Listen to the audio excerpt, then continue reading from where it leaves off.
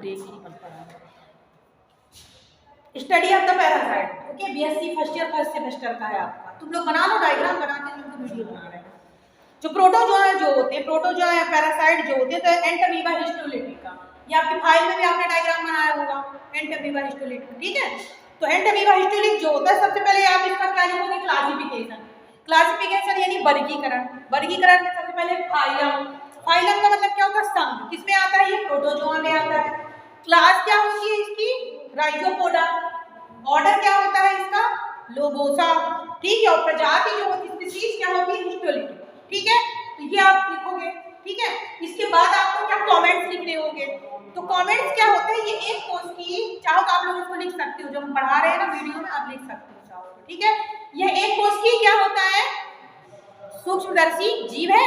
इसको नेगेटिव, क्योंकि प्रोटोजोआ है, इसको अपन नग्न आंखों से ऐसे भी नहीं देख सकते बिना माइक्रोस्कोप के, ठीक है। ये हो गया। ये मनुष्य की आंतरिका परजीवी है। कहाँ पाया जाता है, जो मनुष्य की इंटेस्टाइन आंत होती है, आंत का क्या, परजीवी मतलब जो दूसरे पर आश्रित रहता है और अपना भोजन ग्रहण करता है, उसको परजीवी कहते हैं। तो मनुष्य जो आंत का परजीवी कहलाता है। साथ ही इसके द्वारा पेचिश होती है, दस्त जो होते हैं, लूज मोशन वगैरह जो होते हैं, इसके कारण होते हैं। अमीबाई पेचिश कहते हैं, जिसमें कि ब्लड वगैरह भी आता है, ठीक है। इसके बाद इसकी 3 अवस्थाएं होती हैं। देखिए, इसकी एंटामीबा हिस्टोलिट की 3 अवस्था होती है, ओके। तो 3 अवस्था में ट्रोफोजाइट अवस्था होती है पहली, दूसरी होती है आपकी प्रीसिस्ट अवस्था, और तीसरी जो होती है आपकी सिस्ट अवस्था। तो 3 प्रकार की अवस्था होती है। ट्रोफोजाइट अवस्था, हिंदी में दूसरी कहेंगे पूर्व पुटी अवस्था, और तीसरी पुटी अवस्था, ठीक है। ये समझ में आया, 3 अवस्था होती है। अब देखो ट्रोफोजाइट अवस्था, ट्रोफोजाइट जो फर्स्ट अवस्था, ट्रोफोजाइट अवस्था जो होती है, इस अवस्था में रोगजनक होती है। क्या होती है, रोगजनक होती है, ठीक है। इसमें वृद्धि अवस्था भी कहती है। इसमें क्या होता है, वृद्धि होती है, ठीक है। या आपको क्या कह सकते हो, इसको वृद्धि अवस्था भी कह सकते हो, एंटामीबा हिस्टोलिटिक में, ठीक है।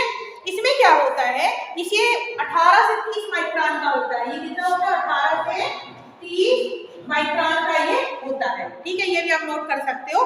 इसके बाद क्या होता है कि कोशिका द्वारा पारदर्शी परिधि एक्टोप्लाज्म या बहिर्द्रव जो होता है, एंडोप्लाज्म विभाजित, मतलब इसमें एक्टोप्लाज्म और एंडोप्लाज्म क्या होती है, इस अवस्था में विभाजित हो जाते हैं, डिवाइड हो जाते हैं, ठीक है। इसके बाद एंडोप्लाज्म जो होता है और एक्टोप्लाज्म जो होता है, लाल रक्त कणिकाएं जो होती है, केंद्रक लाल रक्त कणिकाओं में, श्वेत रक्त कणिकाओं में, ऊतकों में, तथा क्या हो जाता है, कोशिकांगों में होते हैं। कहाँ पाए जाते हैं, ऊतकों में, लाल रक्त कणिकाओं, श्वेत रक्त कणिकाओं में ये पाए जाते हैं। देखो केंद्रक का आकार, केंद्रक का आकार जो होता है गोल परिणाम 4 से 6 माइक्रोन, मतलब जो केंद्रक है 4 तो 4 से क्या हो जाता है, ये 6 माइक्रोन का हो जाता है, ठीक है, ट्रोफोजाइट अवस्था में। इसके बाद क्या होता है कि माइटोकॉन्ड्रिया इसमें अनुपस्थित होता है। याद रखना, इस अवस्था में माइटोकॉन्ड्रिया अनुपस्थित होता है। श्वसन एंजाइम और एंडोप्लाज्मिक रेटिकुलम जो इसमें स्थित होता है, ठीक है।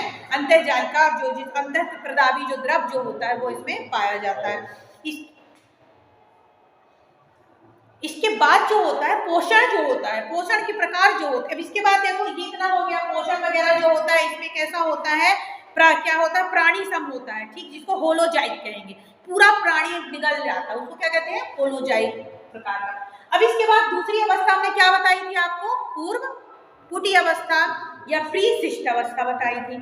प्रीसिस्ट अवस्था जो होती है आंत्र के भित्ति में, जो आंत की भित्ति होती है, उसमें ट्रोफोजाइट द्विखंड द्वारा अलैंगिक, क्या अलैंगिक गुणन होने लगता है। अलैंगिक गुणन मीन समझते हो, सेक्सुअल रिप्रोडक्शन, असेक्सुअल रिप्रोडक्शन। अलैंगिक जो उसी के शरीर के 2 भाग हो जाते हैं, वृद्धि होने लगती है, ठीक है। तो अलैंगिक जनन होता है, जिसमें कोशिका में नए पोषक देह में, गुहा में देह जो होती है उसमें क्या हो जाते हैं, प्रवेश कर जाते हैं। इसके बाद पूर्व पुटी अवस्था में लघु आकार की होती है। याद रखना, प्रीसिस्ट अवस्था क्या होती है, लघु आकार की होती है, ठीक है। इसके बाद इसमें केंद्रक ट्रोफोजाइट अवस्था के समान, और यह इसका केंद्रक जो होगा, याद रखना पूर्व शिष्ट अवस्था में केंद्रक कैसा होगा, जो ट्रोफोजाइट में था वैसा पूर्व शिष्ट अवस्था में भी केंद्रक ज्यों का त्यों होता है। इसके बाद अपन आ जाते हैं शिष्ट अवस्था। शिष्ट अवस्था में जो होती है, इसमें गोलाकार का होता है, अपने ऊपर दृढ़ लचीली क्या बना लेता है, एक पुट्टी भित्ति क्या बना लेता है, पुट्टी या भित्ति बना लेता है, ठीक है। इस अवस्था में बॉल एक स्ट्रॉन्ग क्या बना लेता है, फिक्सेबल बॉल बना लेता है। पुटी के अंदर 2 समसूत्री विभाजन होते हैं। हमने इसका वीडियो भी आप लोग को अपलोड किया है, मियोसिस और माइटोसिस दोनों का बना के। तो इसमें क्या होता है, समसूत्री विभाजन होता है। समसूत्री विभाजन के बाद इसमें चार केंद्रक बन जाता है। कितने केंद्रक बन जाएंगे, जैसा अब समसूत्री विभाजन क्या हुआ, इसमें 1 2 3 4 क्या बन गया, इसमें केंद्रक बन जाते हैं। 4 केंद्रक बन जाने के बाद इनमें एक चतुष्फलकी पुटी का बन जाए, कैसी बन जाती है, चतुष्फलकी पुटी बन जाती है। तथा इसके बाद चतुष्फलकी संकरण अवस्था है जो मल के साथ बाहर निकलती है। तो आपको समझ में आया कि ट्रेपोजाइट अवस्था, उसके बाद प्रीशिष्ट अवस्था और शिष्ट अवस्था। शिष्ट अवस्था में 4 अपन के क्या बन जाते हैं, 4 केंद्रक जो बन जाएंगे, या समसूत्री विभाजन के द्वारा 4 केंद्रक जो बनते हैं, लास्ट स्टेज है जो आपके मल के द्वारा शरीर से बाहर निकलती है। परपोषी मीन्स क्या कहलाता है, जो जीव दूसरों पर आश्रित होते हैं उनको क्या कहते हैं, अपन परपोषी कहते हैं। तो एंटमीबा जो है बड़ी आंत के कोलन भाग में, याद रखना एंटमीबा बड़ी आंत जो होती है, बड़ी आंत के कौन से भाग में पाया जाता है, कोलन वाले भाग में ये पाया जाता है। कभी एग्जामिनर पूछ सकते हैं, वह अंतःपरजीवी है। कभी कभी ये यकृत में और लंग्स में भी मिल सकता है, पर मोस्टली ये बड़ी आंत का जो कोलन वाला भाग है वहां पे एंटमीबा हिस्टोलिटिक मिलता है। ये कभी क्योंकि आपका प्रैक्टिकल से रिलेटेड भी एग्जामिनर पूछ सकता है। ये भी आप लोगों ने नोट डाउन कर लिया, माइक्रोन और ये केंद्रक का भी, और शिष्ट अवस्था में कितने 4 केंद्रक बनते हैं, ये भी ठीक है, ये आप लोग लिखते भी चलो।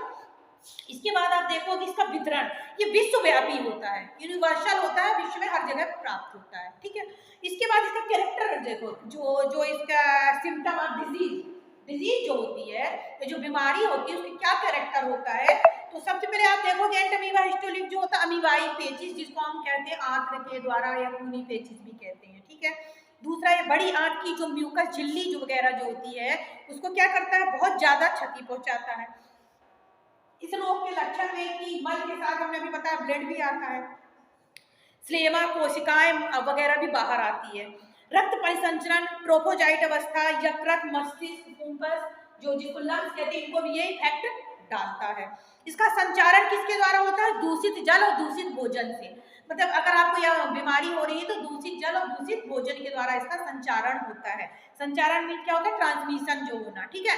इसके बाद जो इसका उपचार क्या होता है, बायोफार्म, टेरामाइसिन, बायोफार्म ऐसी कुछ टैबलेट या दवाइयां होती हैं जिनको खाने से बीमारी को रोका जा सकता है, ठीक। इसके बचाव के लिए हमें क्या करना चाहिए, उबला हुआ पानी पीना चाहिए, आरओ का पानी पीना चाहिए, दूषित भोजन नहीं खाना चाहिए, मक्खियों से ढक के रखना चाहिए। तो ये सब इसके प्रिकॉशन हो गए। तो ये आज जो मैंने आपको वीडियो बताया ये आपका इंपॉर्टेंट है, प्रोटोजोआ से रिलेटेड था।